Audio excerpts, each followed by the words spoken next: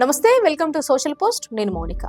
పిఠాపురం రాజకీయాల్లో అనూహ్య కలయిక చోటు చేసుకుంది. మాజీ ఎమ్మెల్యే వర్మ, ముద్రగడ పద్మనాభం ఇంటికి వెళ్లడం ప్రస్తుతం ఏపీ రాజకీయాల్లో చర్చనీయాంశంగా మారింది. అసలు ఏం జరుగుతుందంటే, పిఠాపురం మాజీ ఎమ్మెల్యే వర్మ వైఎస్ఆర్సీపీ సీనియర్ నేత ముద్రగడ పద్మనాభరెడ్డిని కలిశారు. పద్మనాభం ఇంటికి వెళ్లిన వర్మ కొద్దిసేపు ఆయనతో మాట్లాడారు. దీంతో ఆ ఇద్దరు నేతలు ఏ అంశాలపై చర్చించారనేది ప్రస్తుతం రాజకీయ వర్గాల్లో ఆసక్తి మొదలైంది.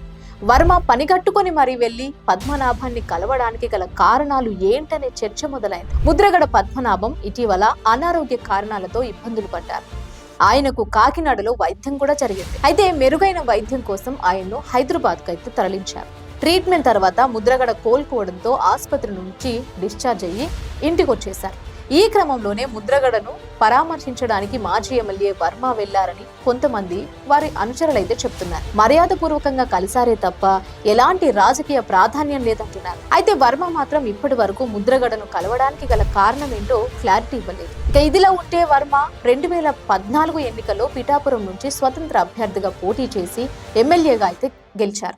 అనంతరం టీడీపీలోకి వచ్చారు. 2019 ఎన్నికల్లో మళ్లీ పిఠాపురం నుంచి టీడీపీ అభ్యర్థిగా పోటీ చేసి ఓడిపోయారు. 2024 ఎన్నికల్లో టికెట్ ఆశించారు. అయితే జనసేన పార్టీ అధినేత పవన్ కళ్యాణ్ పిఠాపురం నియోజకవర్గాన్ని ఎంచుకోవడంతో వర్మ వెనక్కి తగ్గారు. పవన్ కళ్యాణ్ గెలుపు కోసం ఎన్నికల్లో పనిచేశారు కూడా. అయితే చంద్రబాబు వర్మకు ఎమ్మెల్సీ ఇస్తామని హామీ ఇచ్చారు. కానీ ఇప్పటి వరకు పదవి మాత్రం దక్కలేదు. వర్మ కూడా ఎదురు చూస్తున్నారు పదవి కోసం. ఈ క్రమంలో ఇటీవల ఆయనకు 2 గన్మెన్లను కూడా కేటాయించడంతో పదవి రాబోతుందనే ప్రచారం కూడా జరిగింది. అయితే ఈ సమయంలో వర్మ ముద్రగడను కలవడం ఆసక్తికరంగా మారింది. దీంతో వర్మ మర్యాదపూర్వకంగానే కలిశారా లేక మరేమైనా వ్యూహం ఉందా అనేది ప్రస్తుతం టీడీపీ నేతల్లో గుబులు పుట్టిస్తోంది.